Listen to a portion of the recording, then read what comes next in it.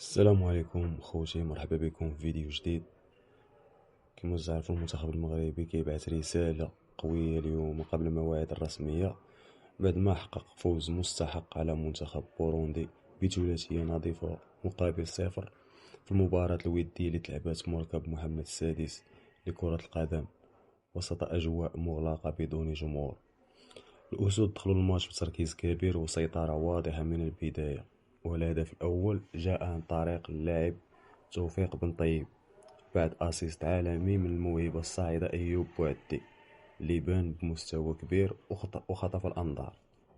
الهدف الثاني حامل توقيع الهداف المخضرم أيوب الكعبي اللي أكد مرة أخرى بأنه مازال عنده الكلمة ديالو داخل الهجوم المغربي.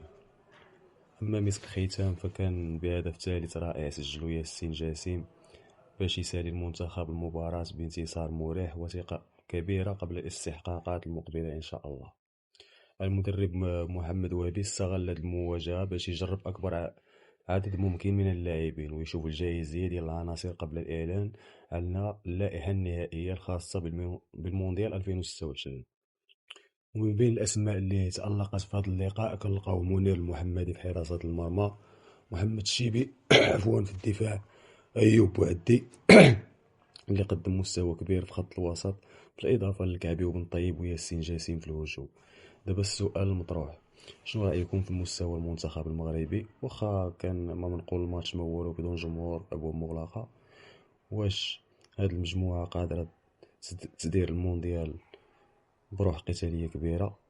المهم ما تنساوش ديروا لايك وتشتركوا في القناة وتفعلوا زر الجرس باش يوصلكم كل جديد ديال اخبار المنتخب المغربي والكرة العالمية.